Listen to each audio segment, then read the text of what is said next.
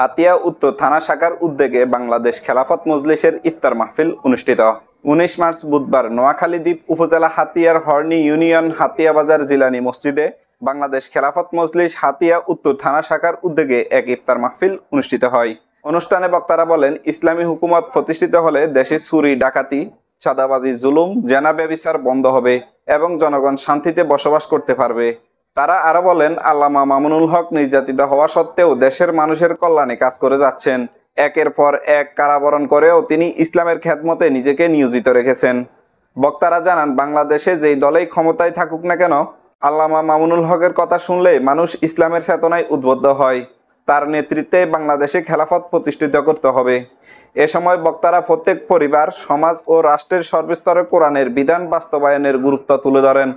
কোরআনকে প্রতিষ্ঠিত করাই হবে সকলের লক্ষ্য।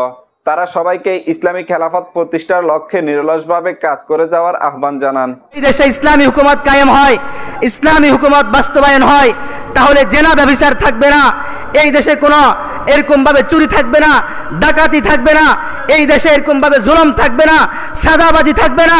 এই দেশ থেকে সাদাবাজি উৎখাত হয়ে যাবে, জুলুম উৎখাত হয়ে যাবে। আল্লামা মামুনুল হক সাহেব খুবই নির্যাতনের শিকার হয়ে আজকে এই জাতিকে উত্তম একটি শিখরে পৌঁছে দেওয়ার জন্য অনেক পরিকল্পনা করে যাচ্ছেন।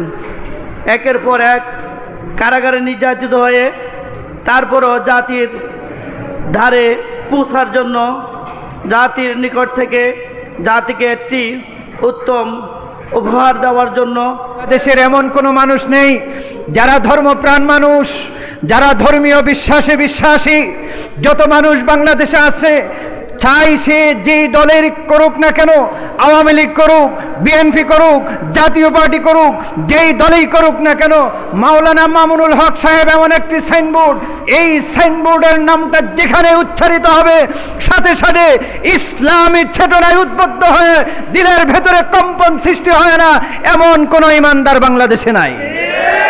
ইনশাআল্লাহ এই সাইনবোর্ড দিয়ে এই দেশে খেলাফত প্রতিষ্ঠা করা সহজ সহজ সহজ, একদমই সহজ ইনশাআল্লাহ।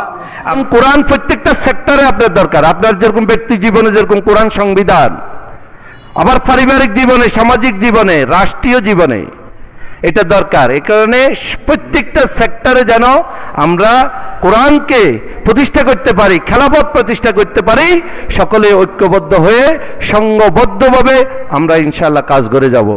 অনুষ্ঠানে প্রধান অতিথি হিসাবে উপস্থিত ছিলেন বাংলাদেশ খেলাফত মজলিস নোয়াখালী জেলার সহসভাপতি মুফতি ওমর ফারুক নুরি ও মাওলানা খালেদ মাহমুদ।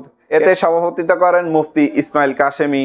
ইফতার মাহফিলে বক্তব্য রাখেন হাতিয়া উত্তর থানার সভাপতি মাওলানা ইলিয়াস গাজী ও সেক্রেটারি মুফতি আব্দুল হামিদ সহ অনেকে বক্তব্য রাখেন।